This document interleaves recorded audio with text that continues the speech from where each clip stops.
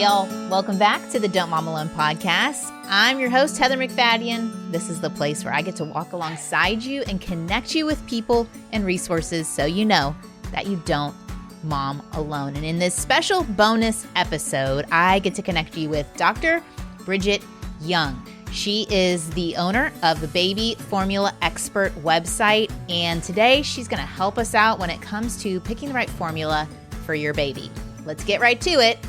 Here we go. Bridget, welcome to the Don't Mom Alone podcast. Hi, Heather. This is so great because, Mom's heard from Demetria and Dr. Odom earlier this week, and I am a mom of 4 boys, and my feeding journey included quite a combination. It was not the same for any of them, and I did end up with formula, and I had one who had severe reflux, and so I had to find a specific formula, and it's frustrating on top of frustrating. And so yes. I wanted you to come on the show and just support moms. So introduce yourself, what you do for a living, and then, we'll talk more about your project here to help us. Beautiful. Well, I'm so here for it. Well, thank you for having me. I'm so honored to be here. My name is Dr. Bridget Young. I'm a PhD. So I would say I'm like a nerd doctor, not a medical doctor. I work at the University of Rochester in pediatrics, and I actually run a research lab in human milk composition. But as my PhD is in nutrition, infant formula is informed by human milk, and I do work clinically with infants experiencing formula tolerance issues to try to get them to their most comfortable state, which is all anybody ever wants, a happy growing baby. So as a side passion project, I'm the founder of babyformulaexpert.com, which is a website that brings the nutrition science behind formula to parents so that they can make a choice about formula based on ingredients and science, as opposed to the color of the can or the marketing, which I'm a mom of 2 boys myself. We've all been there, 3:00 in the morning in the formula aisle crying. Like I get it personally and professionally. So I'm so happy to be here to help. I mean, y'all, we hit the jackpot with Bridget. So do you want me to call you by a Dr. Young? Is that going to be more respectful? Call me Bridget. Okay. That's so kind of you. I'm like, I have 2 boys myself. I wiped urine off my dress this morning like everybody else. It's fine. Okay. We're just moms chatting. Yeah. But I think, honestly, yes, you're right. Like the crying in the aisle, you already are, we said, we don't want the last episode to add any guilt or shame to a mom where breastfeeding is hard, or it's not an option that's working out for your family. I don't want to, and you said this, not knowing which formula to pick can then add to that shame and guilt of like, something's wrong with me as a mom because I don't know.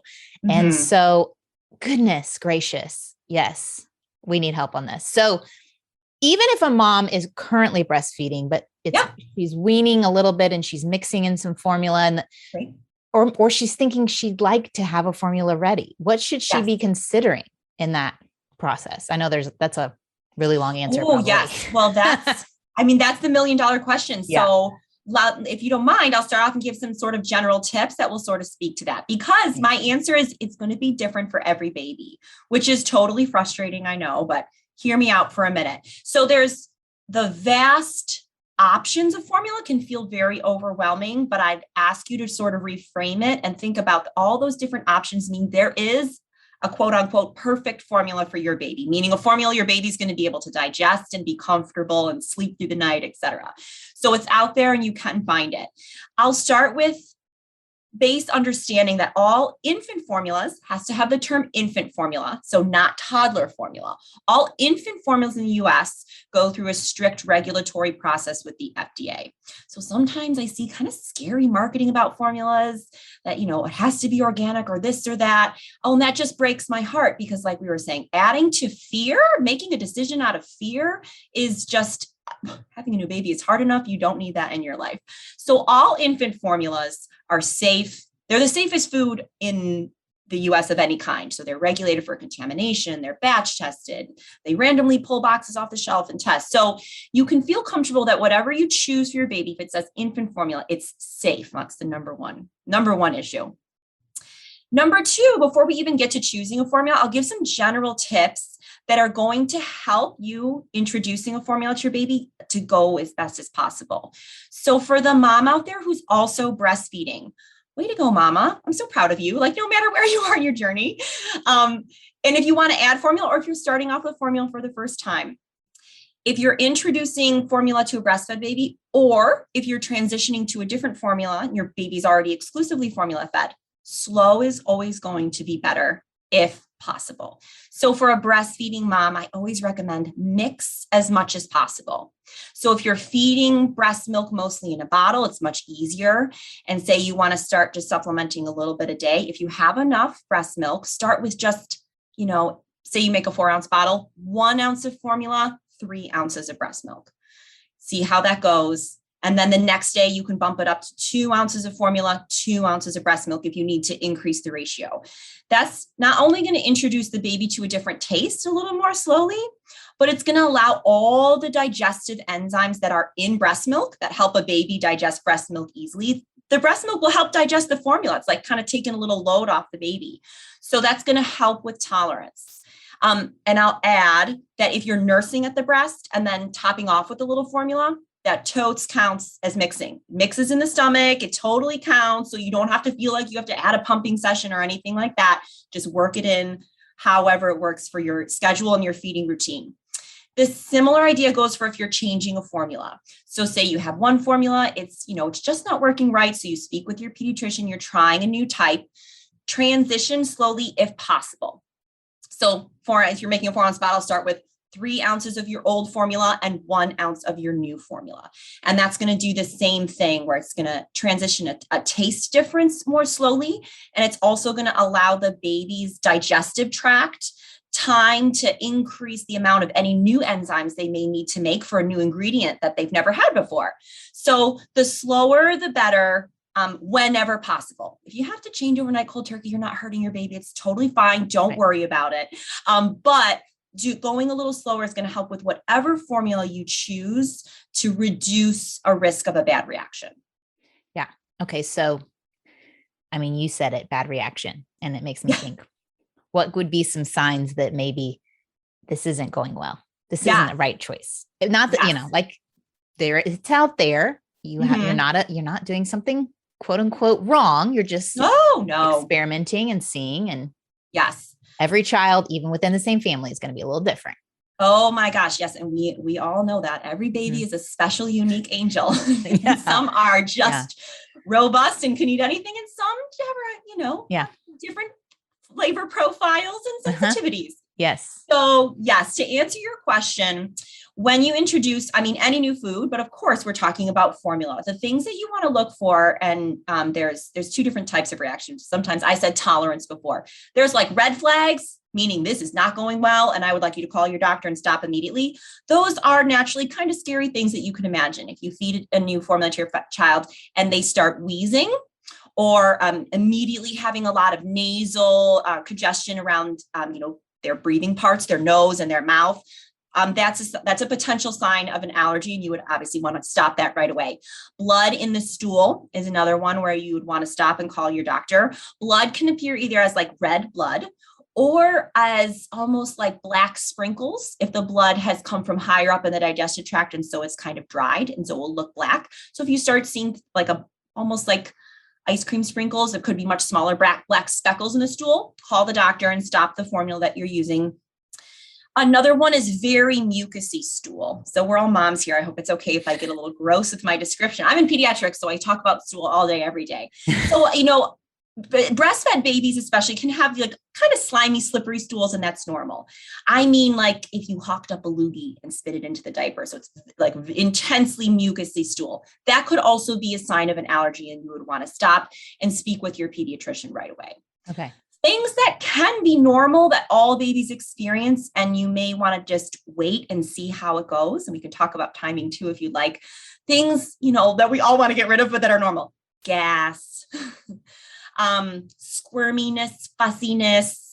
Like a hard abdomen, I remember. Yep. So, yes, a hard abdomen, it's called distension after feeding. So those things aren't necessarily red flags. They can just be part of the transition, especially if you're making a big formula change. It's kind of like a huge diet change for an adult. If you go from being a vegan to having a steak, that's another reason we want to go slowly, but there's an adjustment period that you want to give the baby a chance. So those kinds of things that aren't dangerous, but that could be a sign of, oh, this is going to work itself out, or this formula isn't the best one. We want to try another one. That decision you can only make with time. Yeah. Spitting up more, maybe. I've had that. Spitting up more. Yep. And these are all hard because, of course, as time goes on, your baby's also aging. So you are the scientist trying to figure out what variable is it? Is it because my baby's aging? Is it because the formulas, because they didn't like the onesie I put them in today, you know? Or you get the special one who's like teething at 2 months and you didn't know. Yeah, exactly. And you're like, oh, why aren't they eating as much? Oh, They have a little cold. Yeah, I don't. Yeah, the cold. Oh, we're heading into cold season. Yeah, and then they're just not as tolerant of food. Yeah, it's right. It is. Yeah, moms, give yourselves grace. Oh give yourself some credit. I am a scientist, and as a scientist mother, I was like, oh my God, this is so much harder. This is hard. Anything I have to try to figure out in my lab. Hard. So I always counsel parents, if possible, try to be 100% on the new formula. So you have your transition time where you're mixing 100% on the new formula for at least 10 days. Oh, wow. Okay. Know how long that is. 10 days in life of a newborn could be like, their whole life. Well, and if they eat 8 times a day, that's. Yes. So, and if you get 7 days, 80 bottles. If you get, oh, I know. They're always eating. If you get 7 days in and it's really not going well, it's continuing to get worse. The gas is worse. Absolutely, you can talk to your doctor and make a change. But oftentimes, especially if you're switching formula because you were having some kind of issue with the previous formula, your baby might have a little bit of mini healing to do. They may have a little bit of inflammation in their intestines, some stool that was stopped up that needs to pass through from the previous formula. And so there can be this phase of, healing and getting over the hump, and then things get better. So if possible, wait that 7 to 10 days, unless of course you're seeing those red flag signs, which would be an immediate stop and call your doctor. Super helpful. Super helpful. And like you said, we're in America. We are. Yeah. I know there's gals listening that aren't, but in America, you go into a grocery store and shelves upon shelves. Oh, yes. And they all want your attention. This one is the best. You are the best mom if you choose me.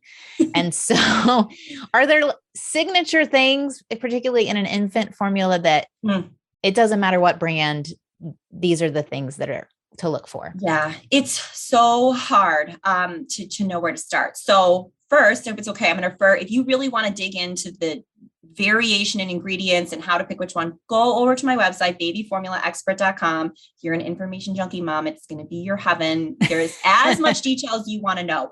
So if I have to pick one thing to tell parents about, it would be protein size. And I'll try to give you a very brief overview of that today. So I'm just going to talk about dairy formulas. Of course, there are soy formulas, but for most healthy, especially term kids, your doctor will have you start on a cow's-based milk formula. So protein size, there's 3 different categories. Most people don't realize this, and it's not on the front of the can. What I'm telling you about, you have to look at the list of ingredients to really know. Okay. So most standard formulas, the big starting ones, are going to be, I call them intact protein, meaning the protein came out of the udder of the cow. Okay. And it's big. Cow's milk proteins are much bigger than human breast milk proteins. Now, most babies handle this just fine and it ain't no problem. They're going to digest it and grow great, which is why most formulas don't do anything to them. So your standard formulas like Enfamil Infant, Similac Advanced, your standard big formulas, they're going to use these big proteins. But there are a separate category, ready for a science term, called partially hydrolyzed, which just means partially broken up. I always say in science, we have to have fancy terms for things so we can sound elitist when we communicate to each other. It just means partially broken down. So because these cow's milk proteins are so much bigger than human breast milk proteins, formula companies will break up the proteins. You can think like snapping them in half. So it's pre-processing them for kiddos who are really sensitive, who may not be able to digest these full proteins, who maybe have a little bit slower enzymes getting started. It's often helpful for like brand new newborn babies who, they've never eaten anything before. They're just getting started, kind of a deal. The only way you know a formula is partially hydrolyzed is you look at the list of ingredients and you'll see those words. It'll say partially hydrolyzed cow's milk or partially hydrolyzed whey protein. The word partially hydrolyzed will be there. Okay. So that's often a really helpful place to start, I always say, ask your doctor, to talk to your doctor about if your baby's having issues, general digestive discomfort on one of these larger protein formulas. Ask your doctor if moving to a little bit of a smaller protein might be a good choice for your baby. And then you can break those proteins down even smaller. Say if you can partially hydrolyze a protein, you sure can fully hydrolyze a protein. And those are our hypoallergenic formulas in the US. So for kids who have like a true diagnosed cow's milk allergy, which is a serious condition, of course, they have to be on these specialty proteins that are so small, the immune system doesn't even recognize them. So an allergic reaction is not elicited in the baby. Okay. So those you can buy, and you sure can buy them right off. Like at Target, they're right there with the standard formulas, but I don't advise parents to just try those on your own. If your baby needs a fully hydrolyzed or hypoallergenic formula, that's something that you would want to be working with your doctor and likely an allergist as well. So my question, because I remember doing this, and if I had dairy, my son would react and have all of the reflux. So we then moved to a formula, and I don't even know about the fully hydrolyzed. I don't even know if that was an option. We went to soy. So what's the comparison of a soy to a hypoallergenic fully hydrolyzed? I just want to say all the big words. Yeah. What are the two, what would be the difference if a mom is going between those options? Yes. So you're getting into like nitty gritty immunology, which I really love. So a soy formula is made from soy protein. So we know that, which is a totally, totally different protein than cow's milk protein. Obviously, they're completely different. So soy formulas usually aren't recommended for kids with an allergy because there's a lot of cross-reactivity. Most children, not all, most children with a dairy allergy, a cow's milk allergy, will also react to soy or can also react to soy. Okay. Not all there's specific types of allergies for which it's safe. And I'm not getting into that because if you're there, you need to have an allergist on your team and reach out to me and I can recommend. She's a doctor, a PhD doctor. Okay. That's right. She's not your med. Yeah, no, but I mean, and then they talk about after that news came out about the hormone levels in soy and how it the phytoestrogens. Yes. Yeah. Yeah. Is that a thing? I mean, there's lots of research about that. And so far, I mean, it's still completely safe. Okay. We're getting more and more long-term research. I think I hear that question from a lot of parents, especially of boys. They don't want an early estrogen. Of course, what estrogen input if they have, a male that's trying to grow male organs. So far, there's no long-term data to show that there's long-term consequences for feeding a soy formula. Okay. That being said, I personally, in the American Academy of Pediatrics, and alone, do not recommend soy as a starter formula. There's absolutely medical reasons why it could be the best choice for you. Sounds like it worked out great for your son. That's a great example. He was older. I mean, he was older. Yeah. So I think, and it was for a short time, but I do remember going through that process and I was like, is this okay? Hard. And is it not okay? And just that, moms, I feel ya. This is not an easy thing. It's not. So for the example that you said, for you, if you're breastfeeding your baby and they have some kind of issue with dairy because you feed it to them and then the whole family's awake for 24 hours, that might be when and if you decide to start supplementing, have the discussion with your doctor. And that seems like a great idea to say, okay, let's start off with some of these little pre-digested proteins because maybe that will be enough for baby to be able to tolerate them better. Yeah, that's good. Okay, we have a little bit more time. What else would you want moms to know in this whole formula journey? Oh, I'm going to give you a tip that actually has nothing to do with nutrition, but that I really, truly believe in and I see happen all the time. And I'll give you a story first that I think a lot of moms will be able to relate to. So I worked with a mom who was exclusively breastfeeding, and actually she was exclusively pumping, God bless her, for her sweet little boy who just had latch issues from the beginning, and they worked so hard, and it just ended up that exclusively pumping was the best option for them. And the baby had, a really bad reflux. It was a mechanical regurgitative issue. So we really had to keep track of the volume, et cetera. And it got to the point where mom couldn't even feed the baby because she was so nervous that every time she would, hold up the bottle that he was going to reflux, that he did. He refluxed more. So he refluxed less for daddy. So daddy did all the feedings. And that goes to show you how sensitive babies are. And I personally believe, especially if you have been breastfeeding, mom and baby have a really special connection. And those little nuggets are so spiritually sensitive. They really pick up on the mood. So here's my tip, especially if you've been breastfeeding. And so let me rephrase, if formula was never in your original feeding plan, there's no avoiding the emotions that come with feeding formula. And I'm here to tell you that, your worth as a mother has nothing to do with what you feed your baby, and you were chosen to be the mother of this nugget, but I know you're going to have emotions. So when you are offering formula to your baby for the first time, or when you're trying a new formula, before you go to feed the baby, take a deep breath, say an affirmation to yourself. You want, I'm an amazing mother. This baby was sent here for me. Smile, and then try to feed that baby from an optimistic standpoint. Because if you're tense, being like, oh, is he going to like it? Oh, he doesn't seem to like the taste. Your baby will pick up on that. And if you're clenched, they're going to clench. And we all know a clenched baby is not a well-digesting baby. We want that baby relaxed. We want that baby able to pass their stool and gas well. So taking a moment to calm yourself, however you can do that. I love having moms say affirmations. Whatever works for you, 5 deep breaths before you feed. I mean, this works for any feeding of any kind, but especially for moms who may have some emotion around formula feeding, I find it can really, really help not only the baby just tolerate it better, but it can also, help to keep that bonding experience over feeding present. I think that is very wise advice. And for anyone listening, I will tell you, a fed baby and a happy mom who knows her worth and her value is not dependent on how or what the baby is fed is just so much more important. It breaks my heart if there's this attachment issue that results from feeling like a failure in this area. And that is just, I don't know, that breaks my heart. So it is. Heartbreaking is exactly the word. Yeah. I mean, maybe it's now, you have boys that are older. And so you get past this stage and it's like, oh, no moms now talk about it. No one is talking about whether they breastfed or formula fed or did a mix or what formula they use.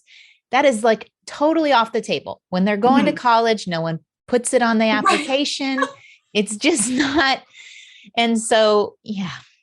But I do remember it being all consuming in the moment. All consuming. It's all I thought about. Every play day, every mom's group. And so I just think just to encourage you that season passes and it is not the primary thing for very long. And so, it does. And all babies fuss, even breastfed babies have gas, oh my gosh. So and it doesn't matter if it's your first or your fourth. I was like, my fourth, I was like, come on. I should be getting the super easy baby by the fourth, not the colicky one. Is colic a real thing? Let's talk about that. Is colic a real thing? Do you want to know something funny about colic? Yes, technically colic is a real thing and you can see it in a medical chart. But if you look up the definition of colic, it means unexplained crying for at least 3 hours for at least 3 days a week. So we slapped a medical term on the problem of we don't know what's wrong with your baby so that we could code it in a medical chart. So colic literally means we have no idea what's wrong. Good luck kind of a thing.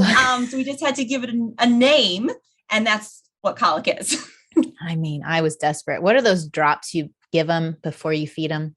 We can do a couple gas drops or Mylicon or gripe water. Gripe water. Yes.